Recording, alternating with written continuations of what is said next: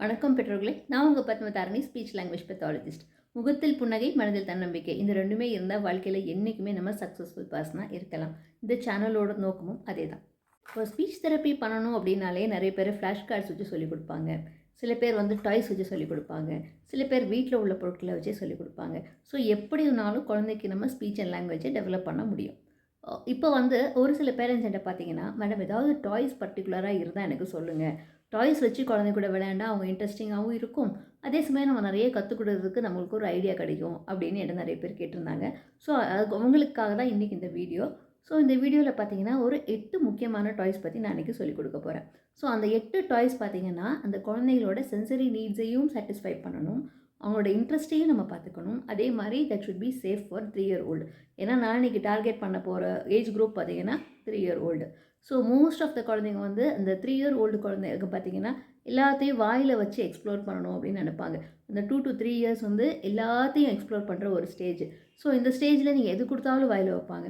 So அந்த மாதிரி குழந்தைகளுக்கு நம்ம பீட்ஸு, சின்ன சின்ன கார்ட்ஸு, அப்புறம் ரொம்ப மட்டமான பிளாஸ்டிக்கு, அந்த மாதிரி எதுவுமே அந்த குழந்தைகளுக்கு நம்ம கொடுக்கக்கூடாது. ஏன்னா அதை சமயம் இந்த பிளாஸ்டிக் உடஞ்சிருச்சுன்னா பல்லில், நாக்கில், உதட்டில், நாக்கிலலாம் குத்தி ரத்தம் வர்றதுக்கு வாய்ப்பு இருக்குது. சின்ன சின்ன பொருட்கள் அவங்க முழுங்குறதுக்கும் வாய்ப்பு இருக்குது. ஸோ அதனால் ஜோக்கிங் ஹசார்ட்ஸ் இருக்கிறதால அந்த மாதிரி டாய்ஸ் நம்ம செலக்ட் பண்ணக்கூடாது. அப்படி இல்லாமல் அந்த குழந்தைகளுக்கு எஜுகேஷனாகவும் இருக்கணும். சில பேர் பார்த்திங்கன்னா பொம்மைன்னா சாதாரணமாக கீ கொடுக்குற பொம்மை, அதுக்கப்புறம் மியூசிக்கல் டாய்ஸு அந்த மாதிரி வாங்கி நான் பார்த்துருக்கேன். ஆனால் நான் என்ன சொல்கிறேன்னாக்கா, தயவு செஞ்சு அந்த மியூசிக்கல் டாய்ஸ், கலராக லைட் வர்ற டாய்ஸ், கீ கொடுத்தா ஓடுற டாய்ஸ் எதுவுமே வாங்காதீங்க. அந்த மாதிரி வாங்கினா சும்மா அந்த குழந்தைக்கு ஒரு காஸ் அண்ட் எஃபெக்ட்னா தெரியலாம்.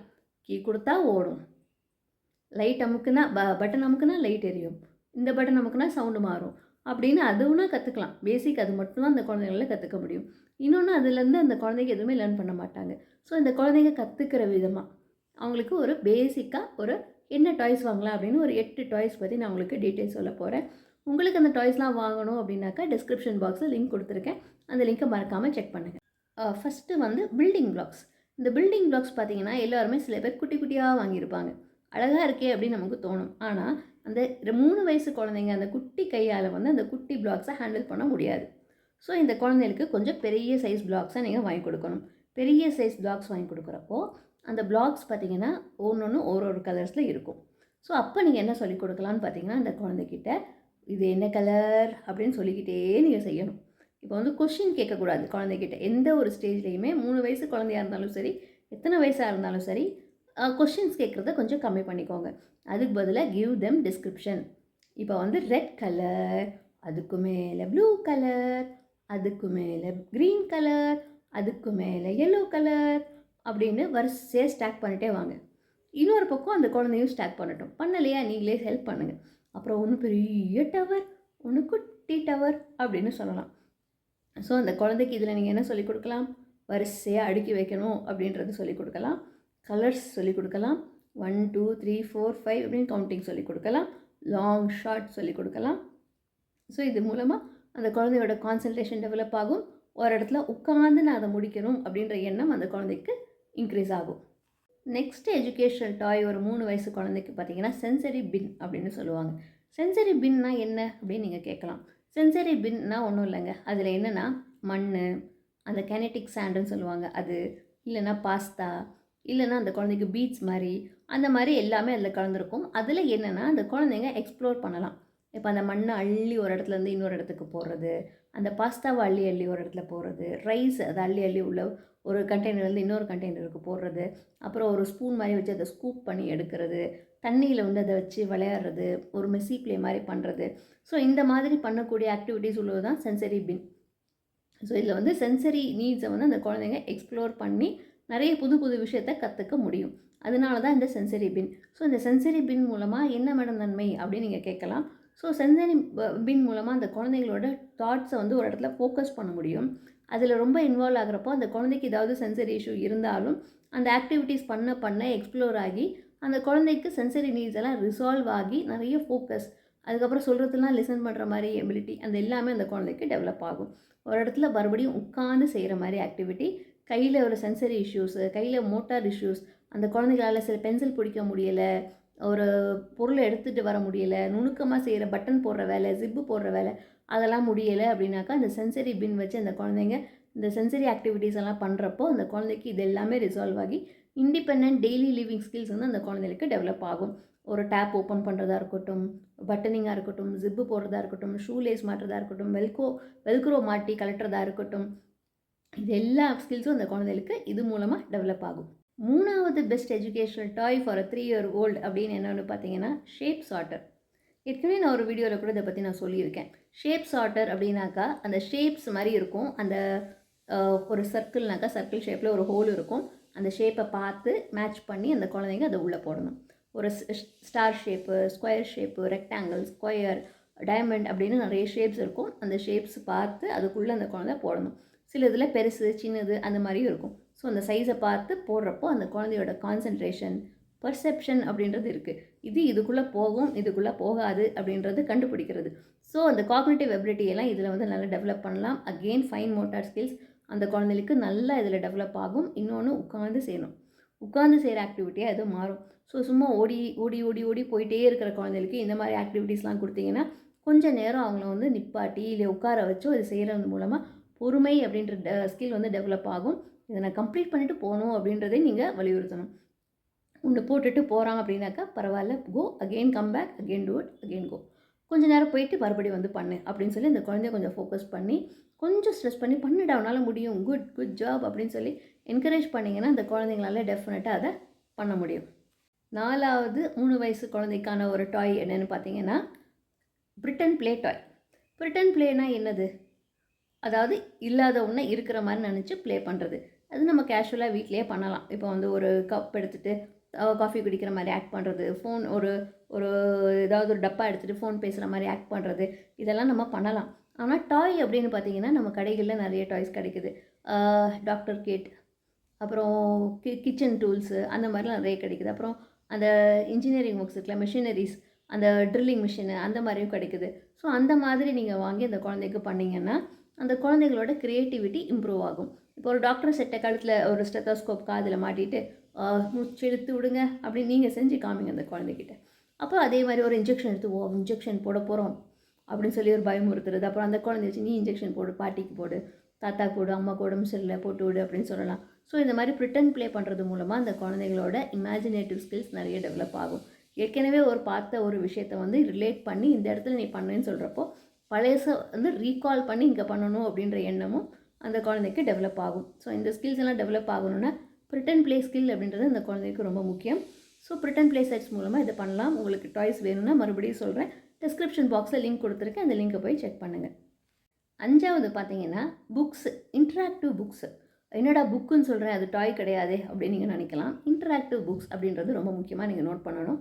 இன்ட்ராக்டிவ் புக்ஸ் அப்படின்னாக்கா சில புக்ஸ் இருக்குது. அதில் பார்த்தீங்கன்னா இப்போ நான் டிஸ்கிரிப்ஷன் லிங்க்லேயும் கொடுத்துருக்கேன், அதை பாருங்கள். இப்போ என்னென்னா ஒரு பட்டன் நமக்குன்னா அது சவுண்டு கொடுக்கும்.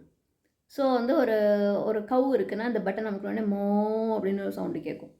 ஸோ அப்போ வந்து அந்த குழந்தை ரிலேட் பண்ண முடியும். Okay, Kaur maths a sound of மூ அப்படின்னு. ஸோ அப்போ வந்து ஒரு அனிமலுக்கும் ஒரு சவுண்டு, ஒரு மியூசிக்கல் இன்ஸ்ட்ருமெண்ட் இருந்தால் அது அமுக்குன்னா அதோட சவுண்டு. ஸோ இந்த மாதிரி அது வந்து பேசும். ஒரு பட்டன் அமுக்குன்னா மியூசிக், அந்த மாதிரி வந்து அந்த குழந்தைங்க அந்த பர்டிகுலர் சவுண்ட்ஸை வந்து அதில் கற்றுக்கலாம். வாவ், வெரி குட், இன்னும் நமக்கு பார்ப்போம் அப்படின்னு சொல்லி இந்த குழந்தைகிட்ட நம்ம மாற்றி எக்ஸ்சேஞ்ச் ஆஃப் ரோல்ஸ் எடுத்து அந்த குழந்தைக்கு நம்ம அதை சொல்லிக் கொடுக்கலாம்.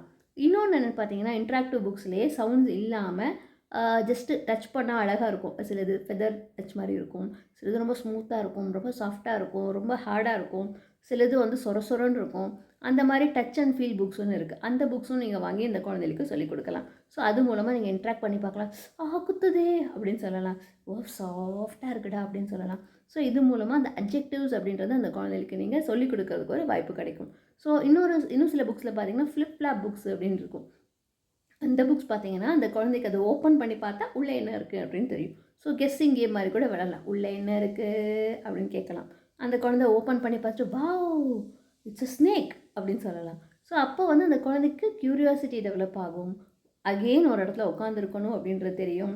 இதை டச் பண்ணால் இது இப்படி தான் இருக்கும் அப்படின்ற டெக்ஸ்சர்ஸ் ஃபீல் பண்ண முடியும். அதுக்கப்புறம் காஸ் அண்ட் எஃபெக்ட்டும் அந்த குழந்தைங்க கற்றுக்க முடியும். ஸோ இந்த மாதிரி நிறைய ஸ்கில்ஸ் வந்து இந்த இன்ட்ராக்டிவ் புக்ஸ் மூலமாக நீங்கள் குழந்தைக்கு கொண்டு வரலாம். 6வது எஜுகேஷனல் டாய் ஒரு 3 year old குழந்தைக்கு என்னென்னு பார்த்தீங்கன்னா பசில்ஸ். பசில்ஸ் அப்படின்னே பெருசாக எதுவும் நினைக்காதீங்க. ஐயோ பசில்ஸா, ஒரு 3 வயசு குழந்தைக்கு பசில்ஸ் கொடுக்குறதா, எப்படி பண்ணுவாங்க அப்படின்னு நீங்கள் யோசிக்கலாம். பயப்படாதீங்க. இது வந்து just 2 piece or 3 piece puzzle, அவ்வளோதான். இப்போ வந்து ஒரு கலர் மேட்சிங் மாதிரி இருக்கலாம், ஒரே கலர் எடுத்து மேட்ச் பண்ணு அப்படின்னு சொல்லலாம். இல்லை ஒரு எலிஃபெண்ட்டை வந்து 2ஆக பிச்சு போட்ட மாதிரி இருக்கும், அந்த எலிஃபெண்ட் 2 ஒன்றா சேரு, தலை எங்கே இருக்குது, வால் எங்கே இருக்குது, தேடு அப்படின்னு சொல்லலாம். ஸோ இந்த மாதிரி 2 பீஸ் பசில் பண்ணுறது மூலமாக அந்த குழந்தையோட காக்னிட்டிவ் எபிலிட்டி டெவலப் ஆகும். எப்படின்னு கேட்குறீங்களா? ஒரு எலிஃபெண்ட்டோட ஃபஸ்ட்டு ஹாஃப் இருக்குனாக்கா அது எலிஃபெண்ட் தான் அப்படின்னு அந்த குழந்தைக்கு தெரியணும். எலிஃபெண்ட்டோட பேக் ஹாஃப் இருக்குனாக்கா இது எலிஃபெண்ட்டோடது தான் அப்படின்னு தெரியணும். அந்த குழந்தைக்கு அந்த ஃபுல் இமேஜினேஷன் வந்தால் தான் இது 2ம் ஒன்று, இது 2ம் ஒரே அனிமல் தான் அப்படின்னு சேர்க்கறதுக்கு அந்த குழந்தையால் முடியும்.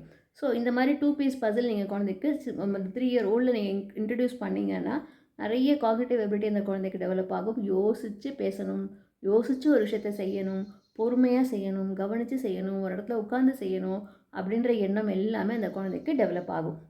7வது டாய் பார்த்திங்கன்னா கவுண்டிங் டாய்ஸ். இப்போ வந்து ஒன்றும் இல்லை, ஒரு 4 குட்டி பியர் இருக்குன்னா அதை கவுண்ட் பண்ணி 1 2 3 4 அப்படின்னு கவுண்ட் பண்ணணும். 2 இருக்குனாக்கா 2 1 2 அப்படின்னு கவுண்ட் பண்ணணும். அதுக்கப்புறம் எது நிறைய இருக்குது, எது கம்மியாக இருக்குது, அந்த மாதிரி கேட்கலாம். ஸோ அந்த குழந்தைக்கு குவான்டிட்டி அப்படின்றத நம்ம சொல்லி தரணும். அதுக்கு எக்ஸாம்பிள் வந்து நீங்கள் அந்த மாதிரி சின்ன சின்ன அனிமல்ஸ் மாடல் இருக்கு இல்லையா, அதை வச்சு நீங்கள் சொல்லிக் கொடுக்கலாம். இல்லைனா பீட்ஸ் வச்சு சொல்லிக் கொடுக்கலாம். இல்லைனா நீங்கள் வந்து அந்த சென்சரி பின்னில் இருந்துச்சு இல்லையா, அந்த பாஸ்தா அதெல்லாம் வச்சு கூட நீங்கள் சொல்லித்தரலாம். ஸோ இந்த மாதிரி வச்சு அந்த குழந்தைக்கு பண்ணுறப்போ கவுண்டிங் எபிலிட்டி அப்படின்றது அந்த குழந்தைக்கு டெவலப் ஆகும். இப்போ ஜஸ்ட்டு கவுண்டிங்னாக்கா அந்த குழந்தைக்கு ஒன்று காமிச்சா 1 2 3 அப்படி வரிசையாக வாசிச்சிட்டே போகும், சொல்லிக்கிட்டே போவாங்க. 1 2 3 எங்கே எண்ட் ஆகுதுன்னு தெரியாது, சொல்லிக்கிட்டே போவாங்க. ஆனால் ஒரு இடத்துல ஸ்டாப் பண்ணால் அந்த குழந்தைக்கு தெரியாது. ஸோ இந்த மாதிரி டாய்ஸ் எல்லாம் வச்சு கவுண்டிங், ஒரு 4 இருக்குனாக்கா எனக்கு 2 மட்டும் அம்மாவுக்கு எடுத்துக்கொடு, 2 இங்கே வச்சிடலாம் அப்படின்னு ஒரு கேம் மாதிரி விளையாடலாம். இல்லை ஒரு நம்பர் காமிச்சிட்டு இந்த நம்பர் மாதிரி எங்கே இருக்குது தேடு அப்படின்னு சொல்லலாம்.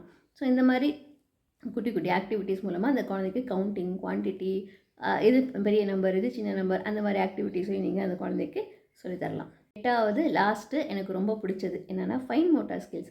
நிறைய குழந்தைகளுக்கு விளையாட்டு மூலமாக அந்த ஃபைன் மோட்டார் ஸ்கில்ஸை நம்ம கொண்டு வரலாம்.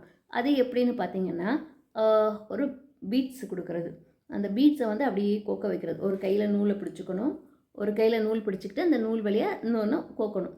ஸோ அந்த கோக்குறது மூலமாக அந்த குழந்தைக்கு ஒரு ஐ ஹேண்டு கோஆர்டினேஷன் அப்படின்றது டெவலப் ஆகுது. இந்த நூலையும் பிடிச்சிக்கணும், இந்த பீட்ஸையும் பிடிச்சிக்கணுன்றப்போ ஃபைன் மோட்டார் கண்ட்ரோல் அந்த குழந்தைக்கு டெவலப் ஆகுது. அது மட்டும் இல்லாமல் ஃபஸ்ட்டு வந்து நீங்கள் ரேண்டமாக கோத்துக்கிட்டே வா அப்படின்னு நீங்கள் சொல்லலாம். நெக்ஸ்ட் ஸ்டெப் என்னென்னு பார்த்தீங்கன்னா, கோக்கிறத விட்டுட்டு கலர் கலராக ஒரு செட்டு எல்லோலாம் முடிச்சிருக்கோ, அப்புறம் ரெட் எல்லாம் முடி, அப்புறம் க்ரீன் எல்லாம் முடி, அப்புறம் பர்பிள்லாம் முடி அப்படின்னு சொல்லிட்டு ஒரு சீக்வன்ஸ் அந்த குழந்தைக்கு நீங்கள் சொல்லித்தரலாம். ஃபோக்கஸ், அதுக்கப்புறம் ஒரு இடத்துல உட்காந்து செய்யணும் அப்படின்றது மறுபடியும் நான் ஸ்ட்ரெஸ் பண்ணுறேன். ஸோ இது எல்லா ஆக்டிவிட்டீஸும் பார்த்திங்கன்னா உட்காந்து செய்கிற மாதிரி ஒரு ஆக்டிவிட்டி. ஸோ இந்த மாதிரி செய்கிறப்போ அந்த குழந்தையோட ஃபிங்கர் மோட்டார், அந்த ஃபைன் மோட்டார் கண்ட்ரோல்ஸ் நல்லா டெவலப் ஆகும். அதுக்கப்புறம் பார்த்திங்கன்னா கலரிங் ஆக்டிவிட்டி கொடுக்கலாம். ஒரு க்ரையான் கொடுத்து கலர் பண்ணுறது, அதுக்கப்புறம் பெயிண்டிங் ப்ரஷ் வச்சு பெயிண்ட் அடிக்கிறது, அதுக்கப்புறம் கையிலலாம் பெயிண்ட் தடவி விட்டுட்டு ஃபிங்கர் பெயிண்டிங், பாம் பெயிண்டிங் பண்ணுறது, இதெல்லாம் நீங்கள் பண்ணிங்கன்னா அந்த குழந்தைக்கு சென்சரி இஷ்யூஸ் இருந்தாலும் ரிசால்வ் ஆகும். ஃபைன் மோட்டார் ஸ்கில்ஸ் நல்லா டெவலப் ஆகும். அது ஃபன் ஆக்டிவிட்டி அந்த குழந்தைக்கு இருக்கிறப்போ ரொம்பவே என்ஜாய் பண்ணி இந்த ஆக்டிவிட்டீஸ்லாம் அந்த குழந்தைங்க பண்ணுவாங்க. ஓகே பெற்றோர்களே, இன்றைக்கி நம்ம 8 டாய்ஸ் பற்றி பார்த்தோம். ஒரு 3 வயசு குழந்தைக்கு என்னெல்லாம் டாய்ஸ் வாங்கி கொடுத்து நம்ம என்னெல்லாம் சொல்லிக் கொடுக்கலாம், என்ன சொல்லிக் கொடுத்தா என்ன பலன் அப்படின்றதையும் நம்ம இன்றைக்கி டீட்டெயிலாக பார்த்தோம். இந்த வீடியோ கண்டிப்பாக அவங்க எல்லாருக்குமே ஹெல்ப்ஃபுல்லாக இருந்திருக்கும் அப்படின்னு நினைக்கிறேன். இது வரைக்கும் இந்த சேனலை நீங்கள் சப்ஸ்கிரைப் பண்ணலை, நீங்கள் தான் புதுசாக நீங்கள் பார்க்குறீங்க அப்படின்னாக்கா சப்ஸ்கிரைப் பட்டனை அமுக்குங்க. கூடவே பக்கத்தில் இருக்கிற பெல் பட்டனையும் அமுக்குனீங்கன்னா எந்த ஒரு வீடியோஸையும் மிஸ் பண்ணாமல் நீங்கள் பார்க்கலாம். இந்த வீடியோ இன்னும் நிறைய பேரண்ட்ஸுக்கு ஹெல்ப்ஃபுல்லாக இருக்கும் அப்படின்னு நினச்சிங்கன்னா மற்ற பேரண்ட்ஸ் குரூப்பை ஷேர் பண்ணுங்கள்.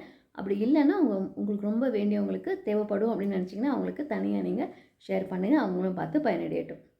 ஓகே பெற்றோர்களே, மறுபடியும் இன்னொரு இன்ஃபர்மேட்டிவான வீடியோடு உங்கள் எல்லாரையும் நான் சந்திக்கிறேன். அதுவரை உங்களிடமிருந்து விடைபெறுவது உங்கள் பத்மதாரணி. நன்றி, வணக்கம்.